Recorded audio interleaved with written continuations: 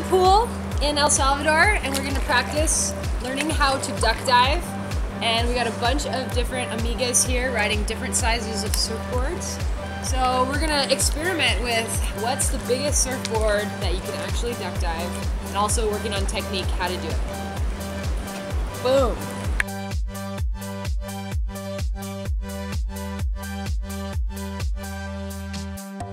So the key to a good duck dive, number one, you need to have some speed. That's gonna make it easier. Number two, it's a timing thing, where you do it on the wave. And then it's also the physical aspect, where you put your foot on the back of the board. And that's, all of those things are gonna change a little bit based on the size of your surfboard. I have this little tiny, really cute 5'4", and it duck dives really, really easily. So you wanna get up some speed. You wanna have your hands just kind of like right at your shoulder. The first step is to push down. And I like to keep my knee on the board to kind of hold the board, like help it push down. Like you push down with your hands and then you're keeping it underneath you with your knee. And then once you get down to the depth, then you push through with whatever reaches. Like I use these little tiny boards, so a lot of time I'm pushing with my shin right here. And then if I want to go really deep, then I'll put my foot on there. But a lot of times if I'm being lazy and it's not really that big a wave, I just push with my shin. But if I had a longer board and my foot reached the edge of the board, then I would always push with my foot.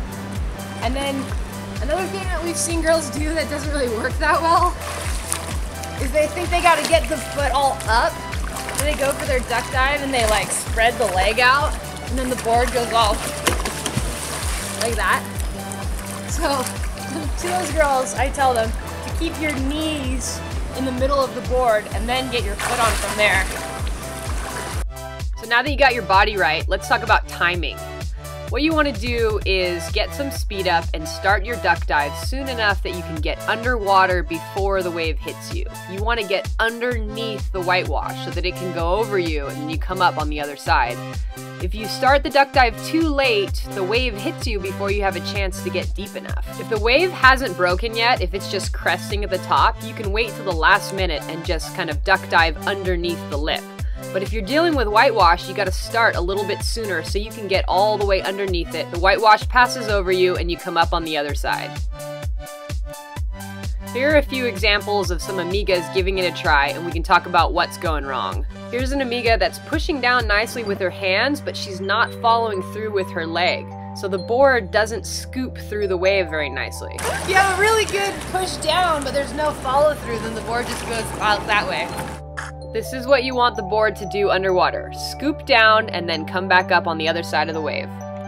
This amiga is pushing down really nicely. She's scooping through with her leg, but her upper body's not getting down to the depth where the board is. So even though the board is deep, her body's not getting underneath the whitewash. Another thing that will help your duck dive be more awesome is keeping your eyes open. Probably not recommended if the water's super gross or if it's a little tiny whitewash on the inside with tons of sand. But if you're outside and there's a big wave coming, keeping your eyes open will help you because the whitewash is not uniform. It's not like a complete wall of darkness. There's like patches of more turbulent water and then there's patches of more airy water. And you can actually move yourself into the lighter patches and avoid some of the force? Yeah, you can avoid some of the force of the wave if you look for it. And if, worst case scenario, the big force is gonna hit you, at least you see it coming and kind of brace for it. I don't wear contacts, but Jackie does, and Jackie says that she still opens her eyes underwater and very rarely loses a contact. So a lot of girls come down on retreats and they say, I really want to learn how to duck dive, but then they bring these like really big boards. This is a 6'4", so it's super hard to duck dive a board like this. Like even for me, it's really challenging, and for someone who's not good at duck diving, it's going to be nearly impossible. So keep that in mind. The problem might be your surfboard. But just for fun, we'll try and duck dive it in the pool. Let's see if I can make it go under. Wow! So what makes it more difficult? Is it that the width? It's just more buoyant. The length or the width? It's the volume of the board.